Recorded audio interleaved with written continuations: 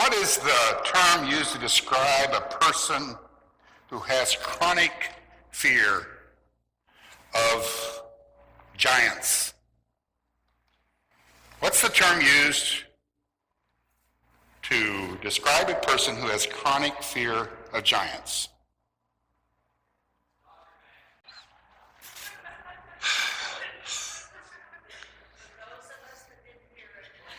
Dodger fan?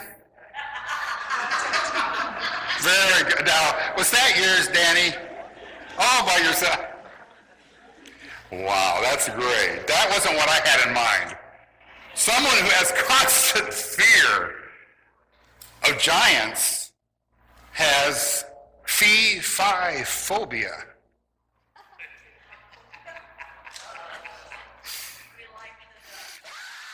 I prefer the Dodger fan deal. That was good. Okay, very good. Last time I checked, there are 530 phobias defined on the official list. 530 phobias. But since I'm a listophobiac, I haven't checked the list very recently. Maybe I need to attend a phobia workshop like these phobiatics. And following the intro video, the children can go to church. That is, unless you are an ecclesiophobiatic. That's fear of church. Well, I'd like to welcome you all to the phobia workshop. My name's Lee, and I actually have a phobia myself. I have a fear of the word which is spelt A-A-G-H exclamation mark. That word. Why don't you tell me a bit about yourselves, starting with you? Hi everyone, my name's Jim, and I have a fear of apologies. Sorry?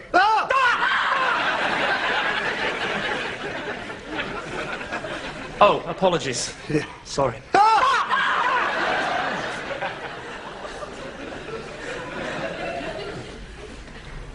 Is it any sort of apologies? Yes. Right. Well, we'll just try and avoid them, shall we?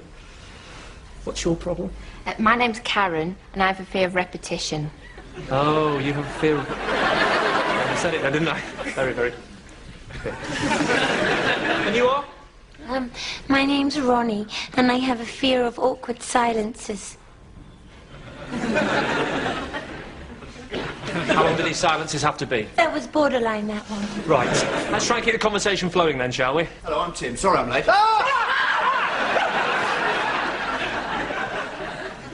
That's okay. Let me introduce you to everybody. This is Karen. She has a fear of repetition. Oh, I'm so sorry. What's the matter with you? I bark at other people's phobias. I think I should have just dealt with you on a one-to-one basis. You're here now. My name's Lee. I have a fear of the word which is spelled A-A-G-H exclamation mark, that word. And this is Ronnie. She has a fear of awkward silences. All right, so we'll try and keep the conversation flowing then, eh? He said that earlier. Sorry. Can we just try and make some progress, please? Right, this is Jim. He has a fear of apologies. Terribly.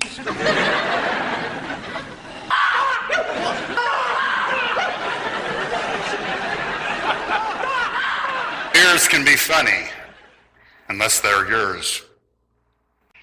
Little Tim came running into the kitchen screaming at the top of his lungs, "Mom, there's a huge lion in our backyard." Tim's mother, tired of the constant irrational fears of their 5-year-old, in a scolding voice, called Tim over to the kitchen patio doors. Looking into the backyard, she observed a neighbor's large royal poodle, like this one here, sniffing around the bushes near the back fence. She turned to Tim and stated, "Timothy James, that is a poodle, not a lion. I'm so tired of your lying. I want you to go to your room and ask God to forgive you for lying about the lion in the backyard." Tim was gone for a few minutes and finally returned to the kitchen. She asked, "Well, did you ask God to forgive you?" "Uh-huh." "Well, what'd he say?" "He said that he understood why I thought there was a lion in the backyard." Surprised, his mother asked, "What do you mean that God understood your lie?" Well, he said the first time he saw that poodle, he thought it was a lion too. Fears can be funny. That is, unless they belong to the person you see first in the mirror in the mornings. Then they're not funny at all. Last week we began looking at one of the moments that irrational phobia took over the disciples on the Sea of Galilee. Irrational phobia brought about by a sudden storm. And preparing this message, I came across this video of a storm on the Sea of Galilee, and I thought I'd just let it roll while I talk about that night. It is easy this morning to pass judgment on the disciples' reaction to the storm. We're sitting in a storm-free environment. Padded chairs, dry chairs, air-conditioned, carpeted comfort. And on this beautiful, as usual, gorgeous day in SoCal. It's easy to look at that situation with pious, self-righteous indignation. But if we were to put ourselves in the situation, we may see it a little differently. If we put ourselves in their soaked clothing and remember what they were coming from, they had been ministering all day. Sermon on the Mount, we talked about it. Then they had been rowing for hours against the wind. Then you put in place also the fact that 4 of them were professional fishermen. And they were as panic-stricken as the non-professionals. You can panic when the flight attendant goes for the barf bag. You know it's bad.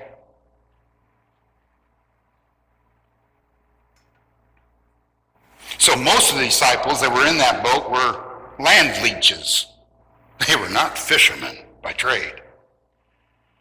So picture yourself in the boat and picture yourself attempting to row in that horrible stormy night with life-threatening conditions.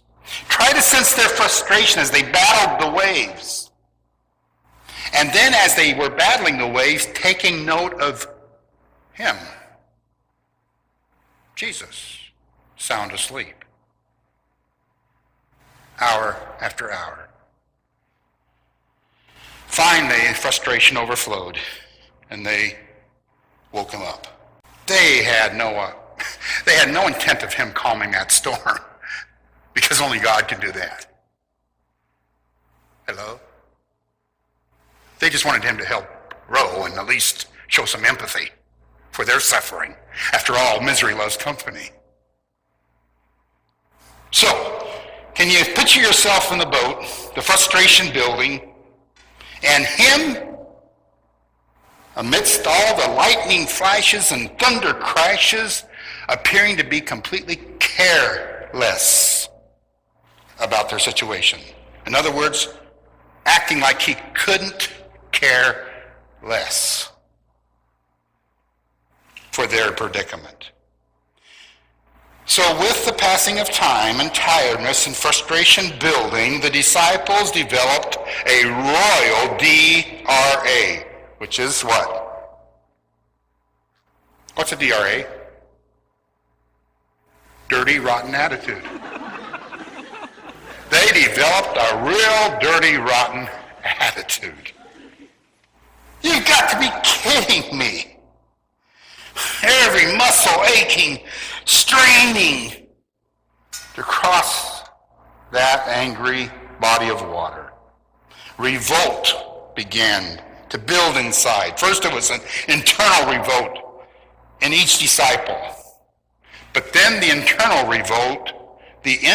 revolt became a fraternal revolt. Brotherly revolt. Hey, they started complaining to each other. Can you believe this? Look at it, sound asleep. Didn't even care that we drowned. committee together. Now we'll get some action. So, as the fraternal revolt began to take shape, we call it a insurrection against appointed leadership. Whoa! You're right. How dare he sleep? You're right. The disciples formed a labor union, chose a boat steward to take their case up with management. Now, we don't know who their spokesman was, but I have a strong candidate, and maybe you do too. We don't know this for sure. Maybe we'll find out someday. Who would you appoint to be the spokesman of that boat? Peter. That's the one I came up with. I don't know. It'll be interesting to ask when we get to heaven, Peter. Were you the one that asked the question? The comment has Peter written all over it. After all, I don't know what size Peter's Galilean sandals were, but I do know they were usually soaked. We know they were soaked that night from the water filling the boat, from the rain and waves. But they were soaked on many other occasions that rain and angry waves weren't even mentioned. The reason that he wore soaked sandals so frequently is the tendency he had to stick his foot in his Galilean mouth, and thus soaking his sandals with saliva. Be that as it may, can you put yourself in the disciples' water-soaked sandals that evening? We read this passage last week, so I'll just read through it again. As evening came, Jesus said to his disciples, "Let's cross to the other side of the lake." So they took Jesus in the boat and started out, leaving the crowds behind, although other boats followed. But soon a fierce storm came up. High waves were breaking into the boat, and it began to fill with water. Jesus was sleeping at the back of the boat with his head on a cushion. The disciples woke him, shouting, "Teacher, don't you care that we're going to drown?" When Jesus woke up, he rebuked the wind and said to the waves, "Silence! Be still!" Suddenly the wind stopped, and there was a great calm. Then he asked them, "Why are you afraid? Do you still have no faith?" The disciples were absolutely terrified. "Who is this man?" they asked each other. "Even the wind and the waves obey him." So you might be asking why I introduced this event as a display of discipleship irrational phobia. After all, it was a life-threatening night on the Sea of Galilee by the disciples who were fishermen by trade, by their own testimony. Because their phobia that night of running risk of drowning was a direct result of a common spiritual ailment called spiritual amnesia. Spiritual amnesia. In other words, forgetting things that God had done, God in the flesh, Jesus. Forgetting all those wonderful, amazing miracles. Forgetting all his teaching. They froze him out of their circumstances and panicked. James describes a person who has this condition. We read that in James chapter 1, verse 5. If you need wisdom, ask our generous God, and he will give it to you. He will not rebuke you for asking. But when you ask him, be sure that your faith is in God alone. Do not waver. For a person with divided loyalty is as unsettled as a wave of the sea that is blown and tossed by the wind. Such people should not expect to receive anything from the Lord. Translation: a person who has spiritual amnesia forgets all of God's faithful acts, becomes like a cork on an angry, wave-tossed sea. Circumstantial spirituality can really identify with a psalm made popular in the 1800s, Nobody knows the trouble I've seen. Nobody knows my sorrow. Nobody knows the trouble I've seen. Sometimes I'm up, sometimes I'm down. Sometimes I'm almost to the ground. When we have spiritual amnesia and we become completely vulnerable to circumstances, then we become like a cork, up and down. This condition can take us to the same theological conclusion that the disciples came to that stormy night. I'll put it in 3 simple words, the words they used in this translation. Don't you care? Don't you care? Now, if they would have taken the time to answer their own silly question based on their own eyewitness experiences with Jesus, in other words, if they hadn't had a serious case of spiritual amnesia that night, and they would have thought logically, of course he cares. Remember that? Remember that situation there? Remember what he did over there? But spiritual amnesia wiped that clean. The only thing they heard that night was their fear. If they would have taken the time to replay the videos, they would have come to the conclusion, of course, he cares. Of course he cares. After all, love is his middle name. I think that's what inspired this song that answers the question, does Jesus care?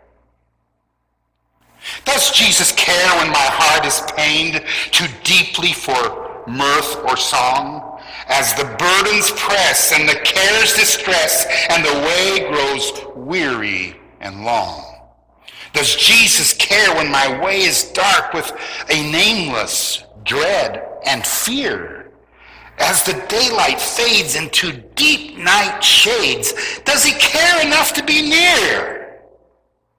Does Jesus care when I've tried and failed to resist some temptation strong? When from my deep grief there is no relief, though my tears flow all the night long? Does Jesus care when I've said goodbye to the dearest on earth to me, and my sad heart aches till it nearly breaks? Is it aught to him? Does he see? Then the chorus. Oh, yes, he cares. I know he cares. His heart is touched with my grief.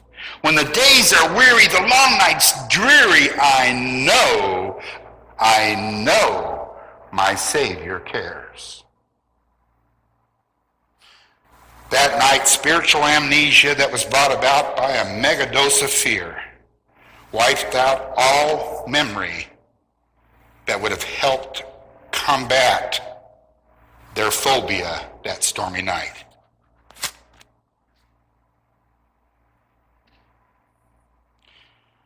It is obvious that faith had stayed back on the shoreline that night. The only thing in their hearts that night was fear. Fear and faith are mutually exclusive. You cannot have both. You cannot have faith and fear at the same time. You'll have one or the other. So that night, no matter what theology they had, what's theology? What's theology?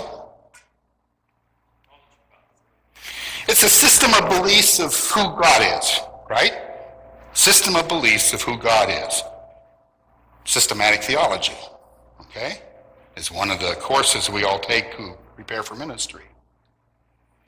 That night, their theology, in other words, their belief of who God was, lost all the superficial piety. We tend to package things in nice packages that we think will impress him. That night, the package was opened to reveal the true nature of their hearts. fact, something came to me during preparation of this message.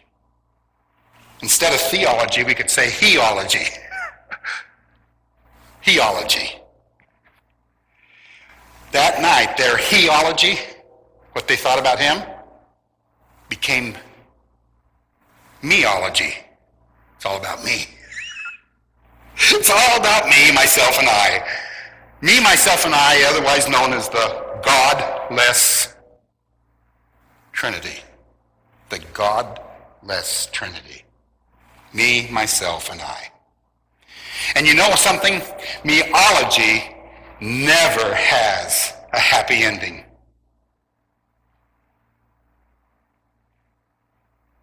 They're focused on fulfilling their God-given destiny to cross to the other side sometime during that storm, had switched from the destiny that's crossed to the other side to focus on survival. What's the middle vowel of survival? Think about it. The middle vowel of survival. I. Survival is focused on me. So instead of keeping things in their proper perspective that night, the big issue became survival. When our focus as Christians becomes me, my, I, we are in trouble and open to all kinds of phobias. Well, let's apply this to our lives. Think of some storm that you may have faced in your life or are facing at this very moment. Think of the storm. Can you recall ever having doubted that he really cares?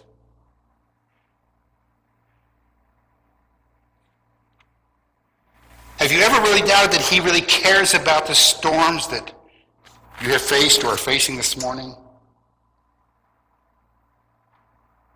When tossed about by 21st century angry waves of trouble, trials, and tribulations, have you ever doubted that he cares? Has that thought passed through your mind? I don't think he cares. God must not care. Or maybe God does amazing things for others, but he doesn't do it for me.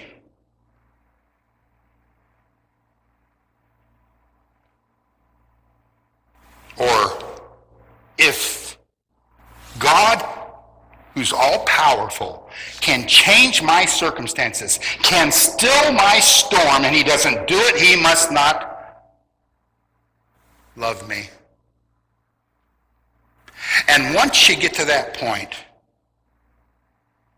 in the meology, theology of me, then we come to an obvious conclusion that the psalmist repeated many times. Different psalmists.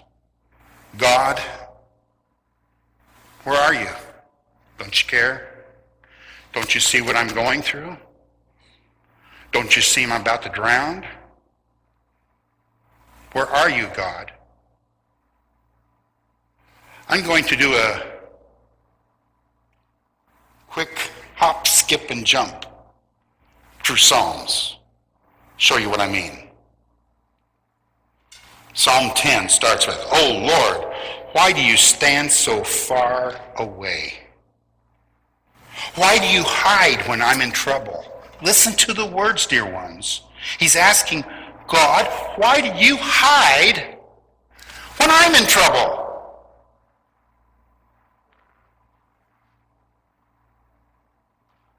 "13. How long will you forget me, O Lord? Forever? How long will you hide your face from me?" Time out. God's hiding his face from the psalmist? That's what it felt like. Verse 2 of 13. How long must I lay up cares within me and have sorrow in my heart day after day? How long shall my enemy exalt himself over me? Psalm 22. A psalm quoted by our Lord on the cross. My God, why have you abandoned me? Why are you so far away when I groan for help? Aren't these amazing? This is why I encouraged you last week to read Psalms. If you're feeling downtrodden, read a psalm. You'll find exactly what you're feeling put to words. If you're feeling abandoned by God himself, you'll find it in the Psalms. It's important, though, to read through the end of the psalm or the passage of Psalms, because you'll find it come full circle from frustration to faith. Frustration to faith. Frustration to faith. So don't just have those thoughts of frustration and leave it at that. Say, yeah, that psalm says it. Where are you? That's what I feel like. Where are you? Well, read the psalm clear through and you'll find out faith comes back. Psalm 42. I will say to God, my rock, why have you forgotten me? Why go I mourning because of the oppression of my enemy? Psalm 43, for you are God, my only safe haven. Why have you tossed me aside? Why must I wander around in grief, oppressed by my enemies? Psalm 44, why do you look the other way? Why do you ignore our suffering and oppression? Psalm 74, oh God, why have you rejected us so long? Why is your anger so intense against the sheep of your own pasture? Psalm 88, oh Lord, why do you reject me? Why do you turn your face from me? Need I read more? Do you understand? This is a common feeling amongst those who follow Jehovah God, who Jehovah God is their God. When you feel fear and abandonment, just remember you're not alone with those fears and phobias. A majority of these Psalms I just read were written by David, otherwise known as a man after God's own heart. If a man after God's own heart had these kinds of fears, God, where are you? It's okay for you to have those same fears. All of God's children at one time or another will feel fear. Why? It's a natural reaction to unforeseen circumstances that are beyond our control to change. Remember last week I told you there's healthy fear and there's unhealthy fear. Unhealthy fear are fears brought about by circumstances beyond our control. Can't change them. Can't do anything to change the circumstances. That is a breeding ground for unhealthy fear. Life happens. Things happen. Even children of God have their lives T-bowed by life-threatening, stormy circumstances. Some examples. Endless examples. But you could find yourself distracted going 70 miles an hour on I-10. Too late to react. Notice the cars right in front of you have come to a complete stop. Children of God have wrecks. Greg Laurie, 3 years ago, lost his son? Car crash on, I forget which freeway it was, but he hit a Caltrans truck in the lane, and I think it was the carpool lane. Greg Laurie's son.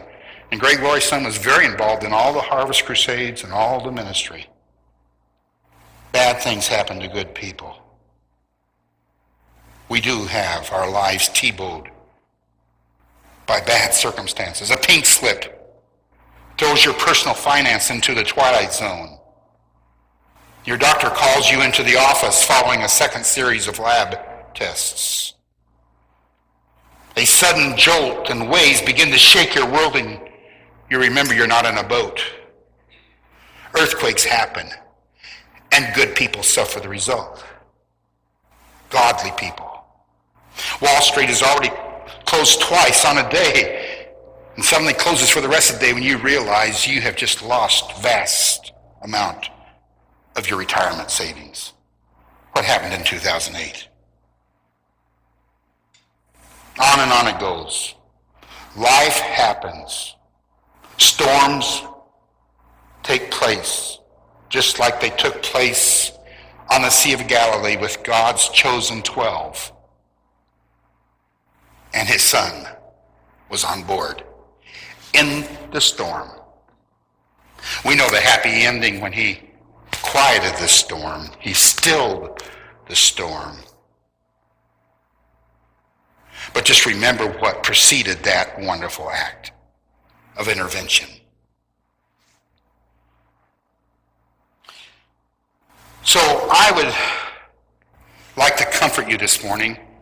If you ever feel panic attack or fear attack, understand even spiritual giants can and will feel fear. Hello?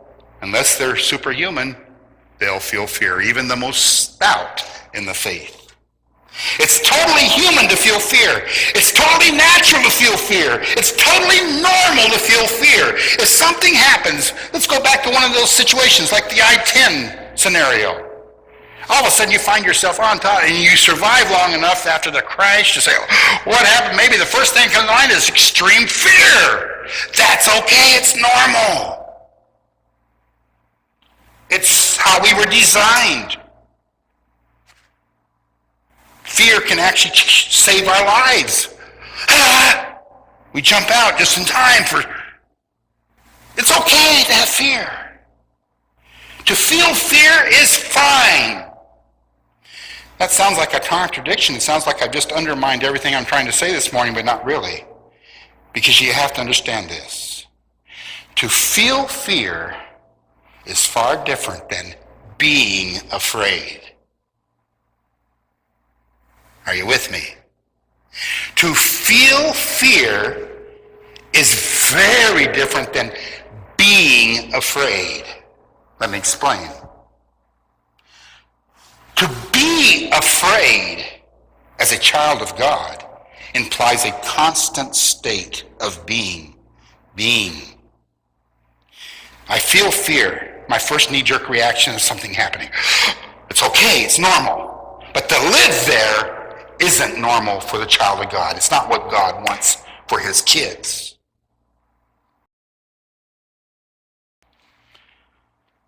To be afraid implies a constant state of, a constant condition, not a temporary reaction. Fear is normal. To live in fear isn't.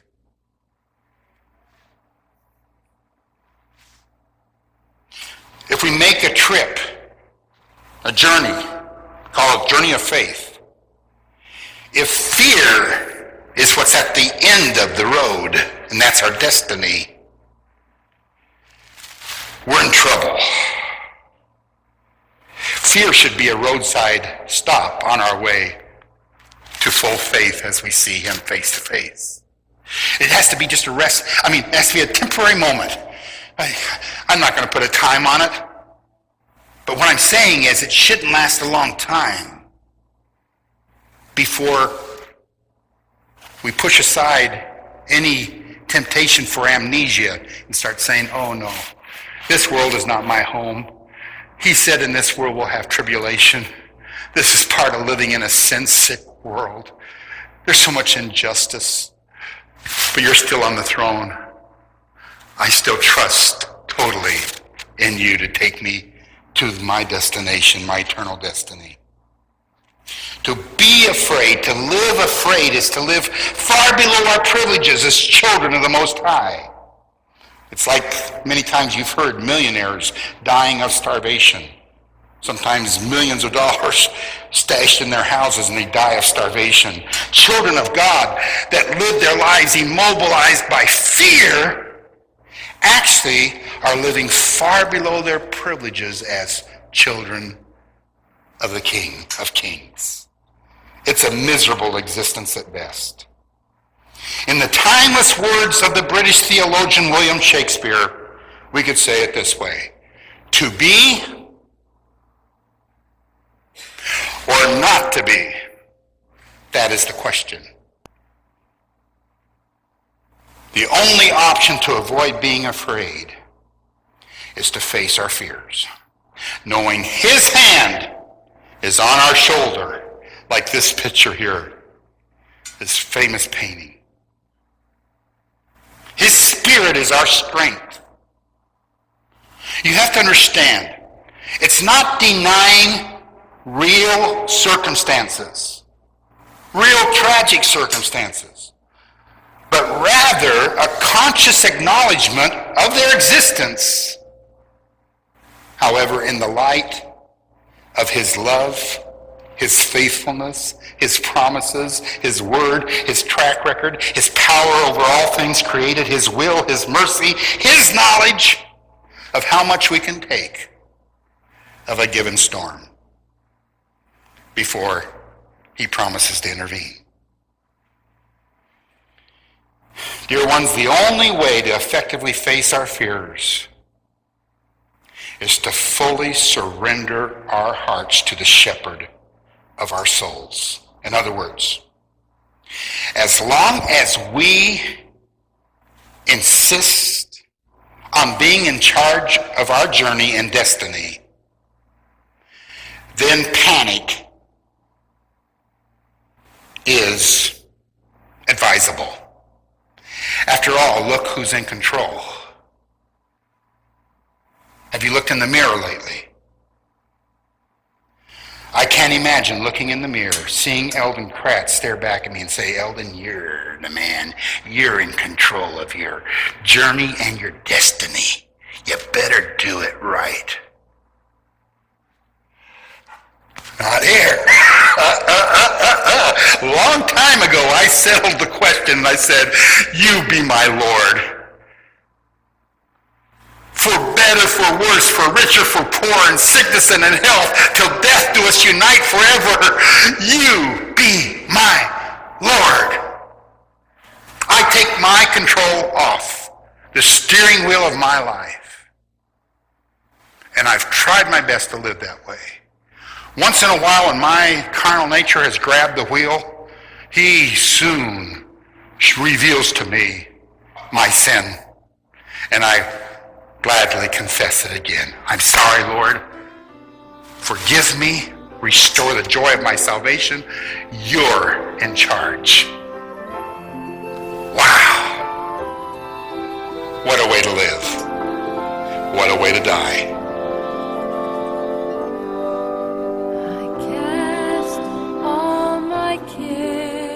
Upon you, I lay all of my burdens down at your feet, and anytime that I don't know what to do, I will cast all my cares upon you. Cast all of my cares upon you. I lay all of my burdens down at your feet. And anytime that I don't know